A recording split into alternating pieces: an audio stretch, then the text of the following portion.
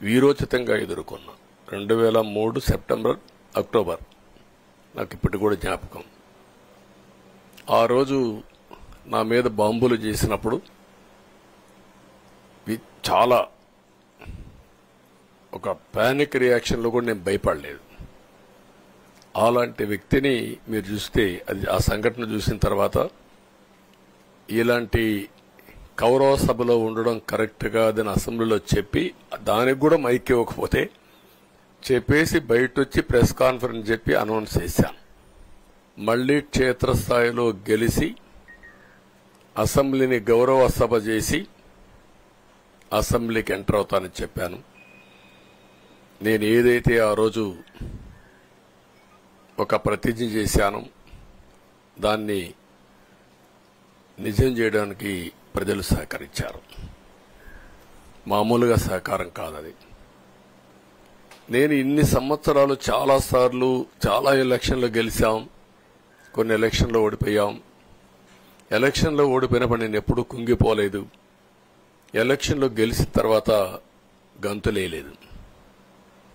నిబ్బరంగా ఓడిపోయినప్పుడు ఒక బాధ్యత ప్రతిపక్షంలో ఉండి పనిచేయాలి, గెలిపించినప్పుడు ఒక బాధ్యత ప్రజలకు మెరుగైన సేవలు అందించి వాళ్ళని ముందుకు తీసుకుపోవాలని ప్రయత్నం చేశాం.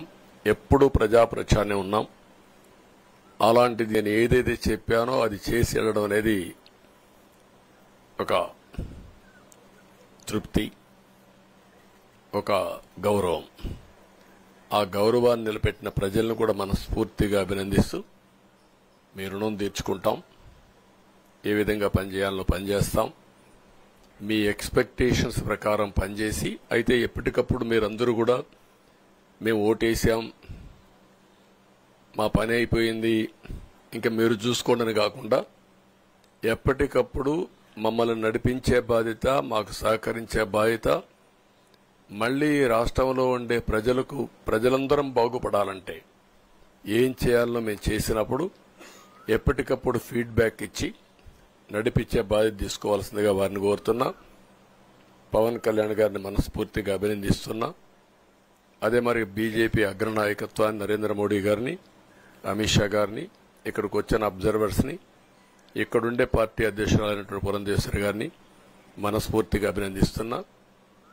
వీళ్ళందరూ కూడా ఏదైతే ఒక స్ఫూర్తిని తీసుకున్నామో ఆ స్ఫూర్తితో టోటల్ గా ప్రతి ఒక్క కార్యకర్త సిన్సియర్ గా పనిచేయడానికి ఏ అభ్యర్థి ఉన్నా తమ అభ్యర్థిగా పాటించి బ్రహ్మాండంగా పనిచేశారు. వాళ్ళందరినీ అభినందిస్తున్నా.